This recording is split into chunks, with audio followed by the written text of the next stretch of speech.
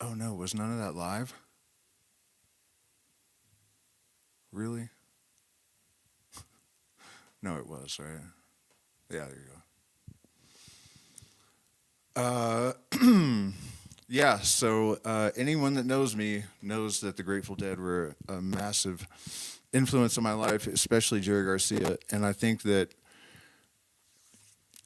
it's something that people could stand to understand better.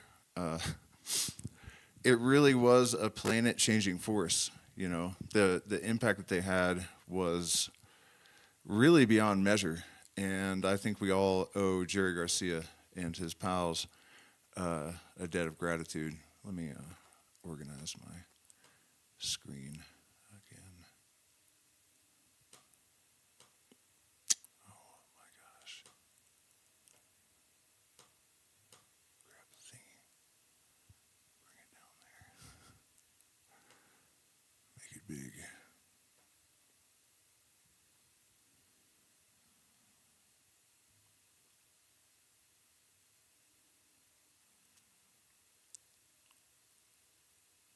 Guess it's this. Yeah. All right. Jerry would approve of the background graphics. So, uh, speaking of things that people don't know about the Grateful Dead, it actually wasn't Garcia's idea. This thing of connecting with the universal mind and transcending the individual consciousness.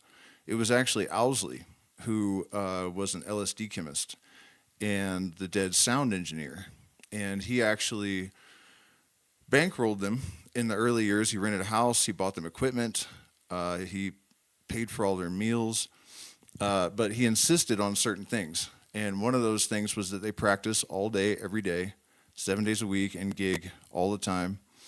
They took copious amounts of LSD. Bob Weir said this period was about 2 years, and he was only 16 when it started. Uh, how he stayed sane, it's unfathomable. Um, they were forced to eat a diet of milk and red meat because Owsley said that vegetables were poisonous. But Owsley was also an alchemist, so he maintained very strict control of his laboratory.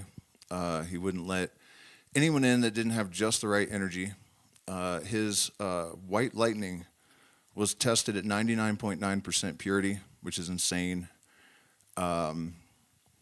Garcia said that there was crystal LSD everywhere in the house. You could see it blowing out of the air vents. He said it was on the door handle. The bathtub was, you know what I mean? It was just everywhere. Blowing around, you were breathing it all the time. Um, and so Owsley knew about the universal mind.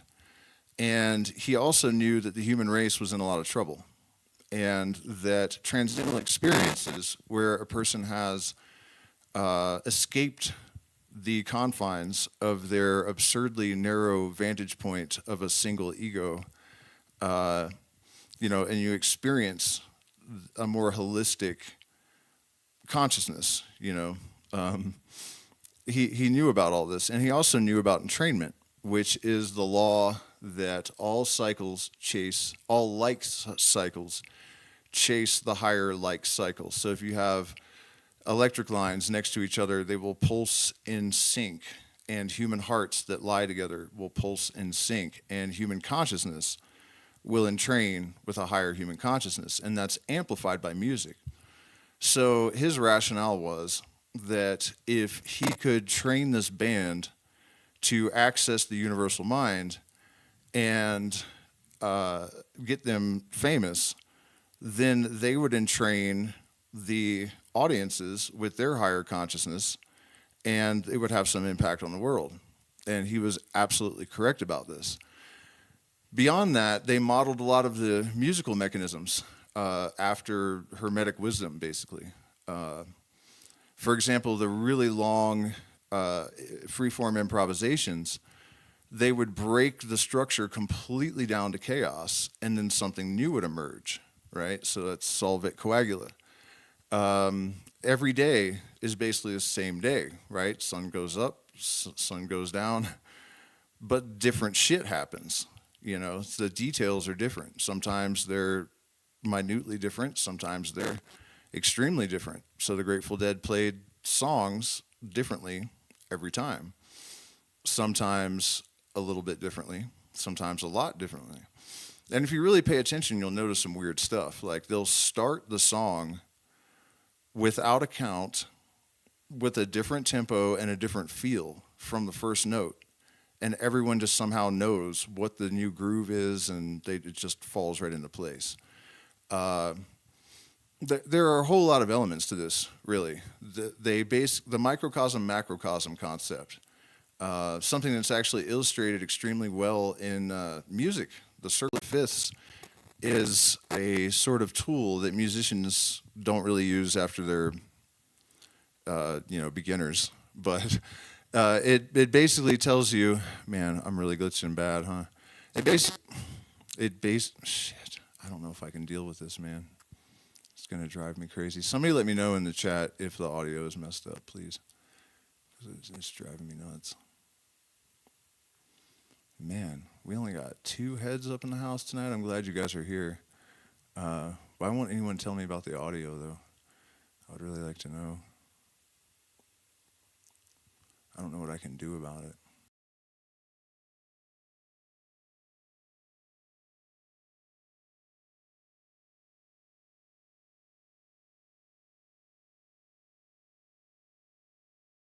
All right, try that. Still sounds kind of choppy. What if I kill this because I'm not using it at the moment? That might help. Yeah, that helped. Okay, good. Yeah, nice. All right, where were we on our tale? The circle of fifths, right? You have every 5 notes, you go back a note, and you sharp it, and then you keep those sharps as you go every 5 notes around. Back a note, sharp it, half step, whatever. If you zoom out from that circle, every 5 octaves makes a pentagram, and there's all sorts of other music theory nerd stuff that unfolds that relates to the original thing. But as above, so below, right? So integrating like making a real world model in the music, like they would imitate the physics of you kick the kick drum kicks real hard, the bass note slides equally hard, and they were able to create geometries in the music by using mathematics. They did something, exercises that were taught to them by an Indian tabla master. I think when Monterey Pop happened, they managed to track this guy down that was playing drums with Ravi Shankar or something. Once I heard Garcia say that they were really basically playing North Indian classical music. And I was like, what the hell? I didn't think about it that much. And just the other day, I was listening to some North Indian classical music, and it totally hit me.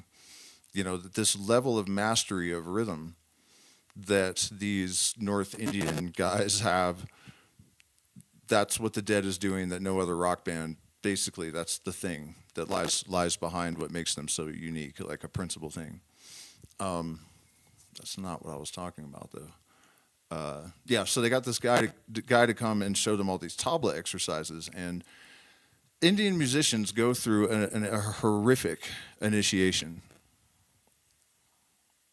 Why are we glitching so badly? Yeah, it's terrible. Son of a bitch.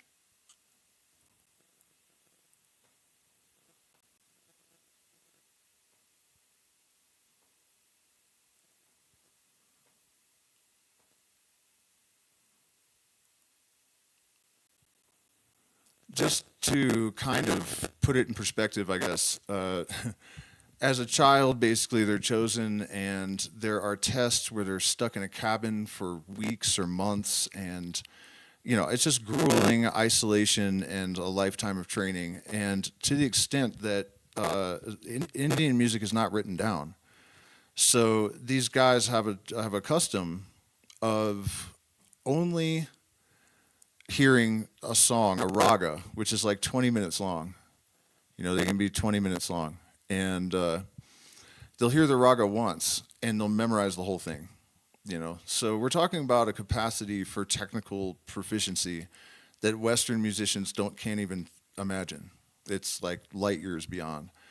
So they paid this guy to hang around and teach. They had two drummers, right, and the rest of the band, and they would do things like they would play one instrument's in 11, one is in 5, one is in 3, and then they would have to meet on the one. So they would have to devise ways harmonically and melodically to actually land on the one together.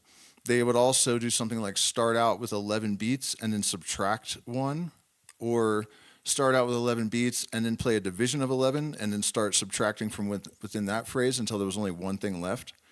And that created this insane feeling of like falling. They learned to make spiral columns in the music and then roll, say, a piano line down the spiral that the bass is making. That's called programmatic music. They also, in birdsong, they would create a sonic bird that would fly around. And in one version from 1992, the bird lands. You hear it distinctly land on a perch.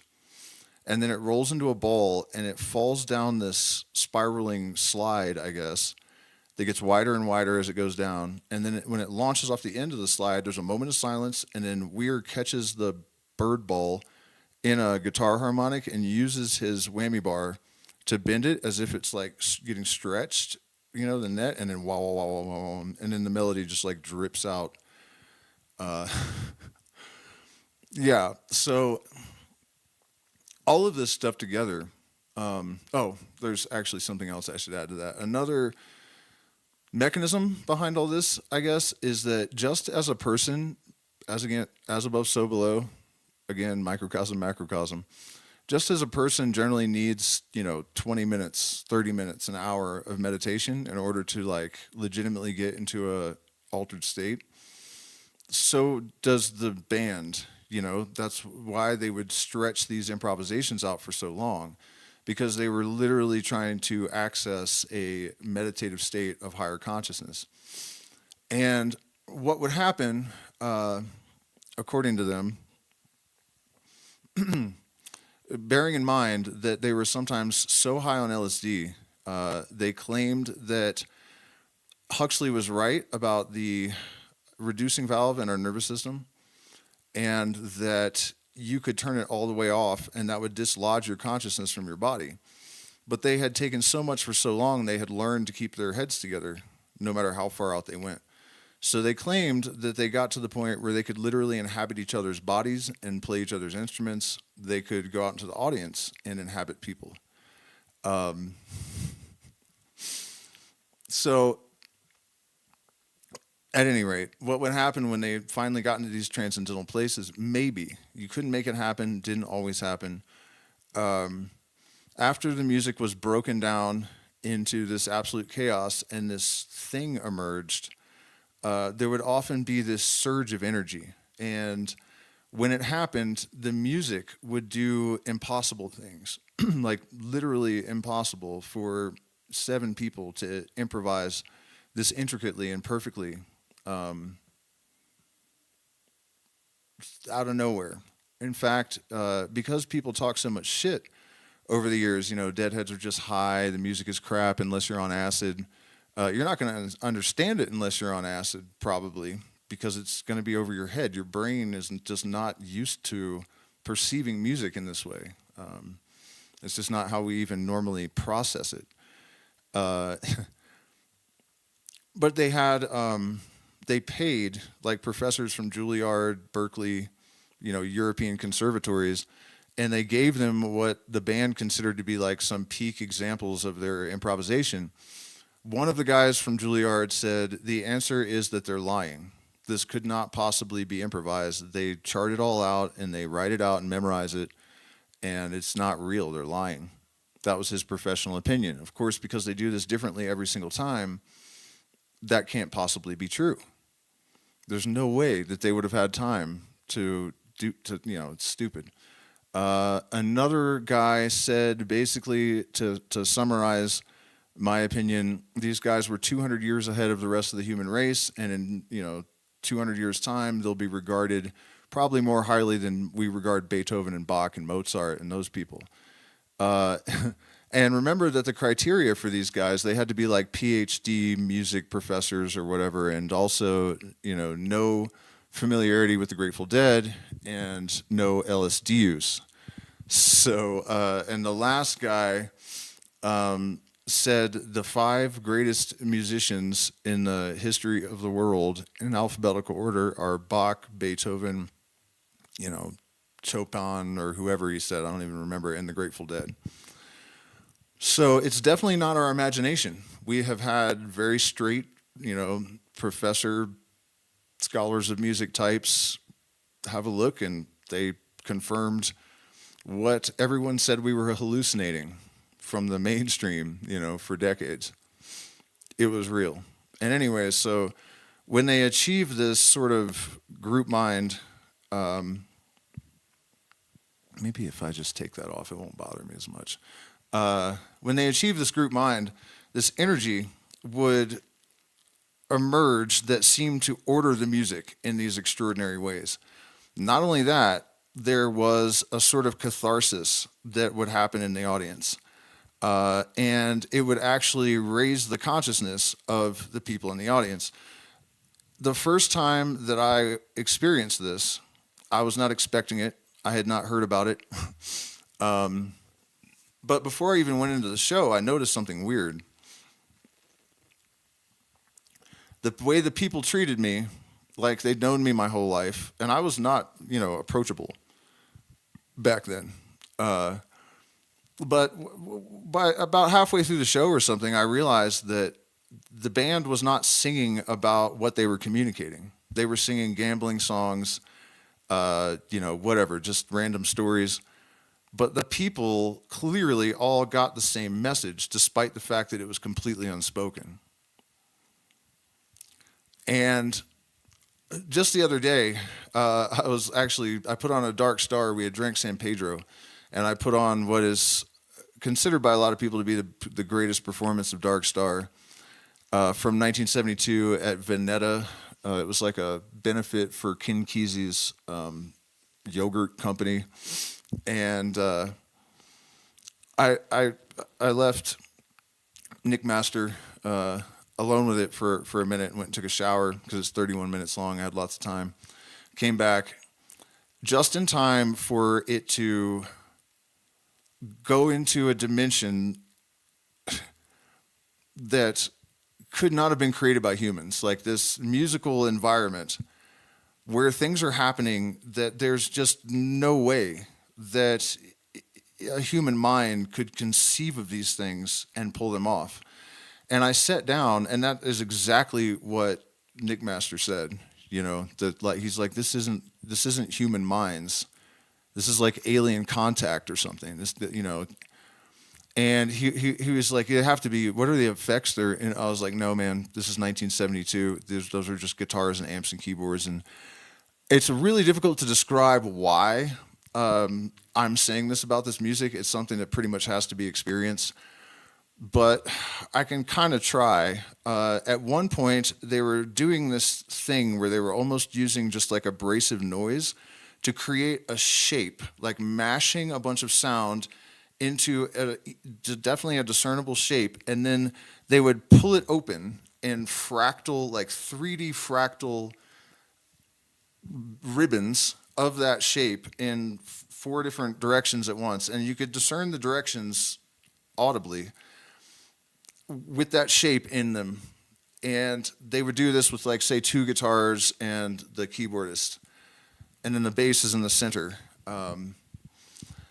And that doesn't really even do it justice. It is truly transcendental. The conclusion we basically came to, and this is not just us, believe me, the Grateful Dead is literally the best proof we have of some sort of supernatural presence in the world, or a universal mind, like a higher mind that people can access. There's really no other explanation for it. The next song is called El Paso, and it is it's a cowboy love song, right? And we talked about this as well, because I just wanted to check in and see if he was also perceiving it this way. And it's like you can they make the horses galloping and the smoke, the dust is kicking up, and you can hear the gunshots. And at one point, he jumps on the horse, and the band kind of does this dip and bounce. So you know, like he just got on a horse. It's so subtle and so smooth. There is a scene where he's running through the hills, and there are somehow curling hills behind him like a painting. It is the most extraordinary fucking thing on this planet. It really is. I mean, I have searched high and low, you know, looking for amazing shit my entire life, and there is nothing on earth that comes remotely close to peak Grateful Dead. I really don't think there is. And there are a number of fucking reasons why that really matters, you know, why it's so important. I think I kind of trailed off when I was talking about how that energy emerges during these moments. And no, I did. I finished that thought, how it affects the audience. But the experience of, the direct experience of a universal mind, of the one consciousness, is a lot different than taking it on faith because you've heard it from a lot of mystics or gurus or whatever. You know, it's a whole different level when you experience it. And the fact that Garcia is gone and the Dead and Company are doing their last 3 crappy shows, you know, the absence of this force in the world, I think, is extremely detrimental. I honestly don't really think that the government could be getting away with what it's getting away with now if Garcia was still alive and touring. Because people needed that reminder of what the transcendental really is. People needed to know that there was something more if you just keep pushing further, you know? And that proof that they offered was essential to the sanity and the, you know, like, you're not really supposed to be expected to take spiritual knowledge on faith the way religion kind of dictates to people, right? That's not reasonable. And Joseph Campbell, the Harvard mythologist, he actually went to see the Dead a couple of times, and he said that other than the jungles of Borneo, it was the only time he saw real natural magic that he could not deny was like objectively real. He called them the antidote to the atom bomb, and he also said that they were like the Dionysian mysteries. And way back in ancient Greece, right, the mysteries were held, and they involved psychedelic potions, ecstatic dances, music. And they also taught a type of, a brand, I guess, of spirituality that was based in reason and science and observation and did not require faith, you know? And we consider that like a golden age of humanity. It's not a coincidence. So Campbell was right, you know, and Aristotle said that if the mysteries were, if we lost that knowledge, and he said this because the consulate banned the mysteries in the interest of controlling thought, according to Perplexity AI even, and undermining people's sovereignty. Right? Aristotle said if we lose this, we're lost as a race. And I feel like that's what happened in 1995. We managed to get a hierophant of the mysteries that was offering direct experience, gnosis, of the universal mind and transcendental consciousness, just as in the original Eleusinian mysteries where women were allowed, slaves were even allowed to come. And from that group, an inner circle was chosen that were, you know, not everyone was allowed in there, but in general, everyone could come. And by the time the Grateful Dead were done touring, by the time Garcia died, 7 of the last tour's shows were declared national disasters, and the National Guard had to be brought in. Cop cars were getting flipped over. You know, people were running over the fences, knocking the fences down. There was 100,000 people outside and 80,000 people inside, and it really it couldn't have gone on anyways. That's the one bit of solace that we have. I mean, it had gotten so big and so out of control that it wouldn't have been possible to continue it. And so here we are now, right? What do we do? Given those circumstances, somebody once told me that Garcia was a magician. Actually, it was Robert Hunter, his lyricist, that said this, that he was a magician.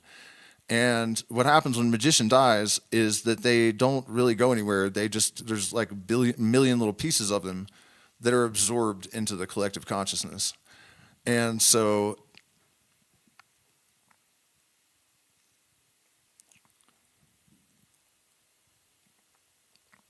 we have to make this energy and essence commonplace by recognizing it, immersing ourselves in it, understanding it, finding out what the criteria are to qualify, to express it, enhance it within our being, and really be fully committed. Because if we don't do that, and we don't do it now, we are doomed, and the world will continue to suck and get worse and worse and worse. And here's the real thing about Jerry Garcia. If he hadn't done what he did, if you take into consideration that most of the LSD that was consumed in the 1960s is believed to have come from Owsley, that their distribution network was basically touring, right? Can you imagine the world if there had been no psychedelic influence? The United States, if there had been no psychedelic influence. And from the 1960s, after the 60s, the boomers went to sleep, right? Almost all of them. And they didn't wake up that much anyways, really, relative to what's possible. But throughout the 70s, 80s, and 90s, if it wasn't for the Grateful Dead, that flame would have gone out. And a lot of younger people don't really realize this, but it wasn't until Garcia died and his energy was dispersed that all of a sudden there was like a big music festival scene, and there were places where young people were gathering in the hundreds of thousands and consuming psychedelics and communing and getting into ecstatic states and whatnot. The issue that I see is that nobody really has the heart that Garcia did. And so all of these scenes, to me, seem pretty hollow and vapid by comparison. They might be psychedelic, but the shaman does not have the constitution to really elevate the people.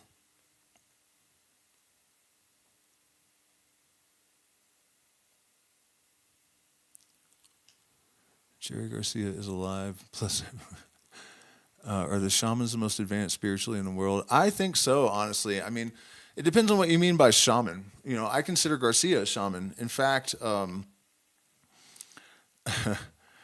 Phil Lesh, I saw an interview with him recently, and he said, we started out as musicians, but we turned into shamans. Didn't mean to. And, Garcia looked like he was like 90 when he died at 53. He looked older then than the band does now, the surviving members, And he did do a ton of drugs. He probably did more drugs than any other human being that's ever lived, honestly. I mean, like, realistically. I would bet my, family jewels on that one.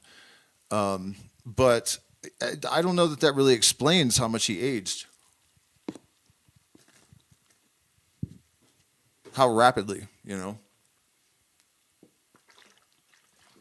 So, a shaman, at least in the Shuar way, which I was taught in, one of the jobs of the shaman is to absorb the trauma, basically, of the group, the circle, to clean the energy. And when you do this, you vomit a lot. So Garcia was absorbing all of this stress and anxiety and trauma from 80,000 people a night. and then transmuting it in his being into this gnosis-inducing energy that was then blasted out into the audience. By the way, you guys, please hit the like button, share, subscribe, consider becoming a patron. We're demonetized, so we get no support from Babylon Man. So yeah, we appreciate support. Also, follow me on Substack. And if anybody finds it offensive that I'm chewing coca, if you're new to the channel, you might not know that I live at extremely high elevation and I have chronic vein incompetency. So in order to keep enough oxygen in my blood, which coca does, sometimes I just have to. Otherwise, I'll get headaches and I'll get weak. And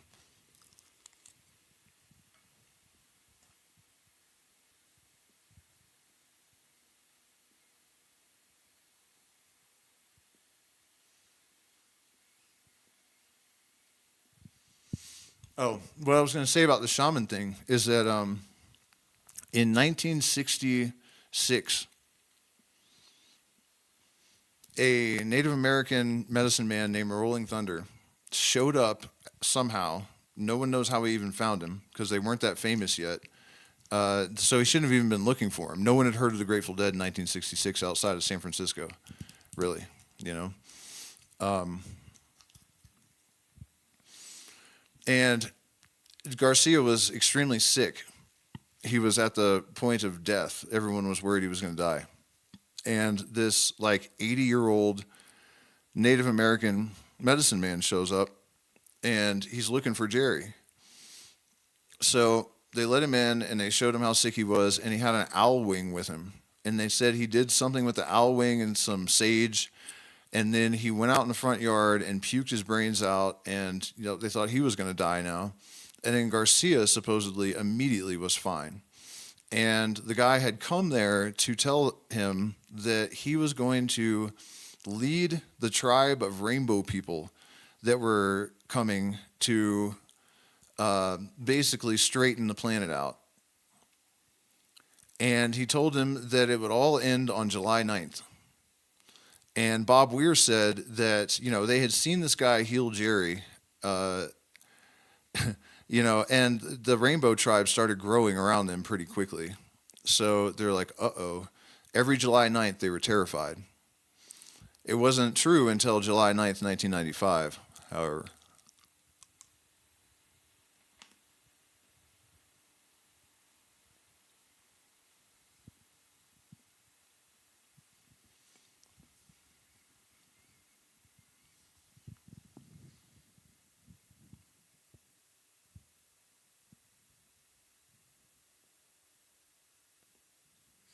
But back to the shamans being the most advanced. People criticize those that use psychedelics, saying it's cheating, that the illumination is false, even though D.T. Suzuki, the great Zen master, himself said, I'm not going to say these aren't the real secrets, but it's like storming heaven and stealing secrets by violence. The danger being, of course, that if you acquire too much power before you have wisdom, you'll make a huge mess. Trust me, I did that.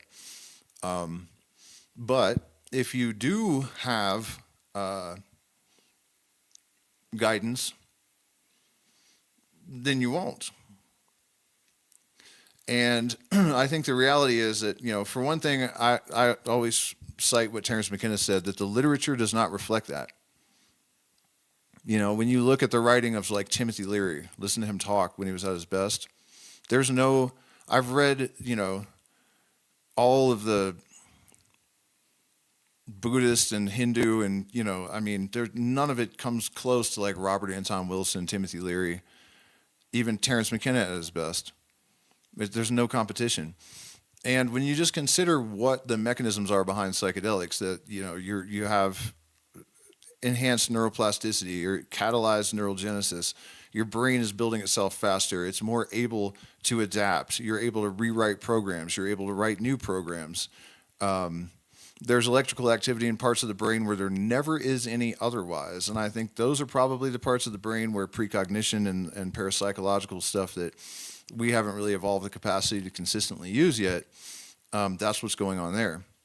I'm 100% certain that psychedelics do, induce that type of stuff, precognition and definitely telepathy, especially ayahuasca. No question about that.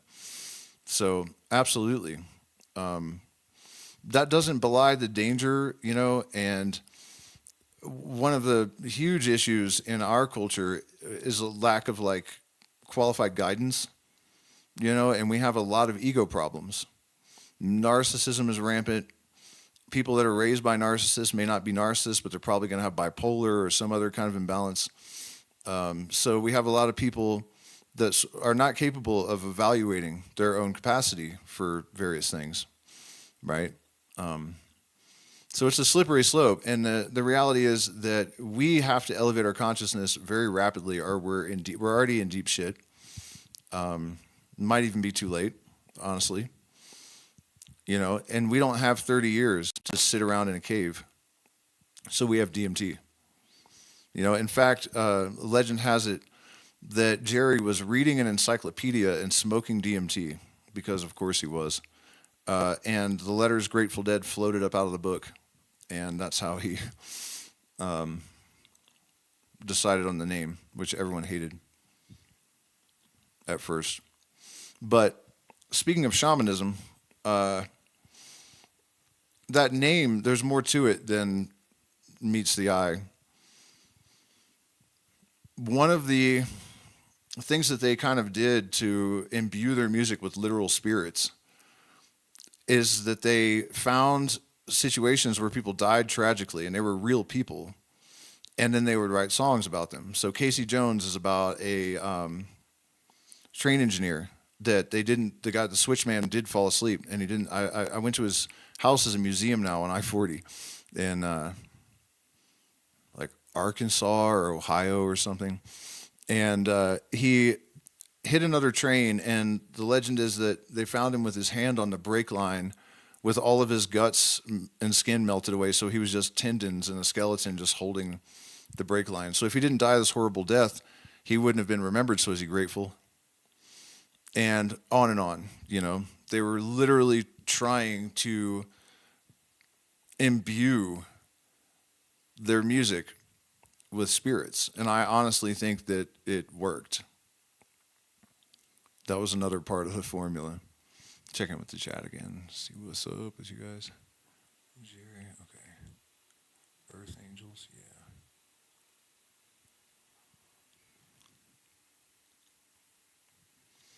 What else do I have to say about this? I was kind of planning to play some, at least some of my favorite riffs of Garcia's, but I don't know if I'm going to do that. It's almost midnight. I'm going to do it before the end of the Days Between, for sure. I'll put a little show together.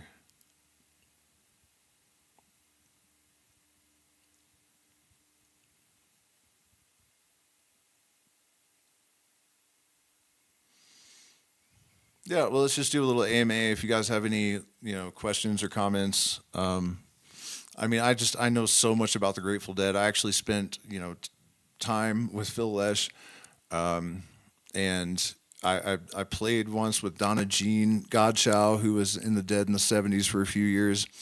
I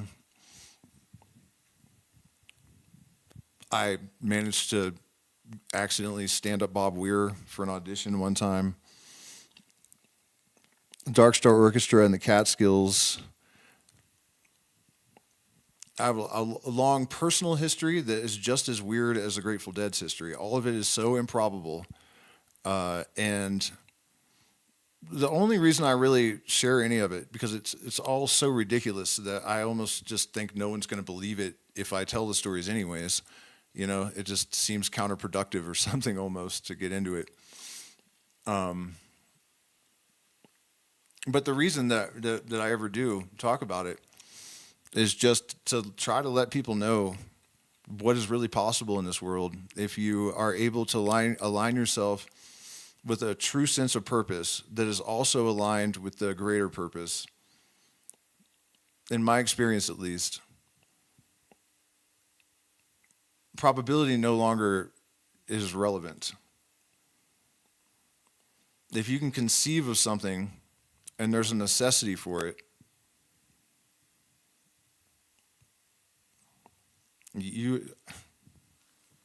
would not believe the shit that happens. For example, while I was on this mission, I randomly said to my then wife, I wish Dark Star Orchestra would have like a school where they teach the mechanics of this music. And like 7 or 10 days later, she walked in the kitchen and handed me her phone, and it was an advert for Dark Star Orchestra High School, the only one that ever happened. They'd never done it before and never did it again, where they were going to teach exactly what I had, 10 days later.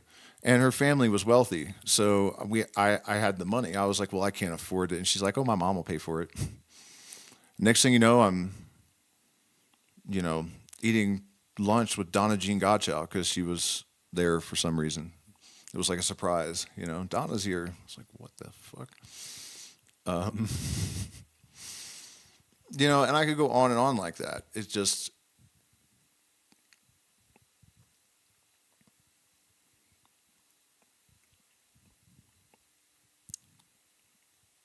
unfolded constantly, the most improbable things. And once you get into that kind of energy, that's just how things are. People talked about this about the Grateful Dead too, how weird it was to be around them, because it's like the rules of our normal reality just kind of ruptured or something. They're just a little bit bent.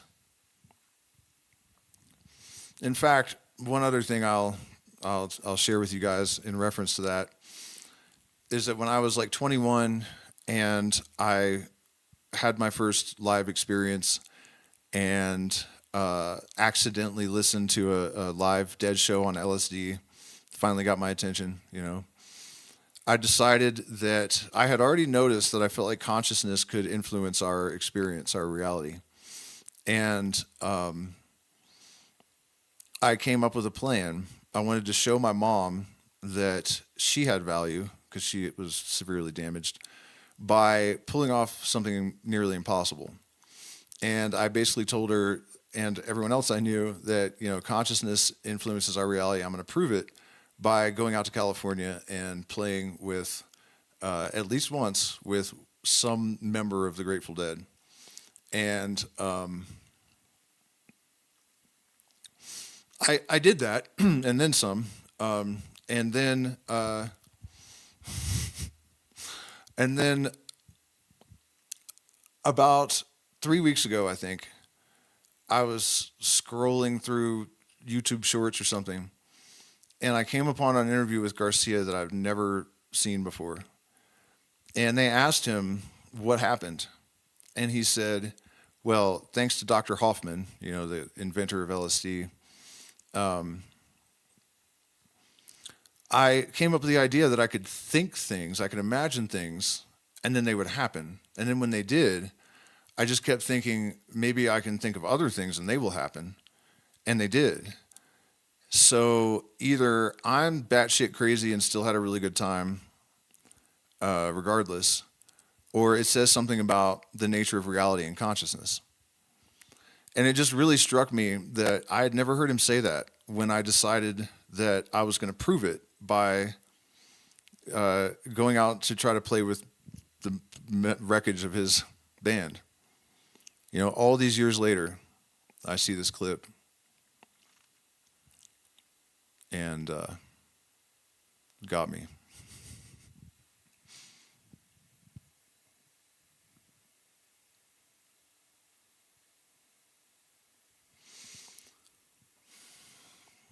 All right, guys. Well, I guess that's all I have to say about that. So, thank you, Jerry. I'm forever grateful. Still increasingly just baffled by the music. After 30 years of, or more, maybe? No, not quite 30 years. Whatever. Almost 30 years of listening to it, I still hear things that surprise and delight me. And I know that I'm not the only person that would be dead or in prison or just otherwise in a regrettable state if it wasn't for the influence of the Grateful Dead. So I'm eternally grateful and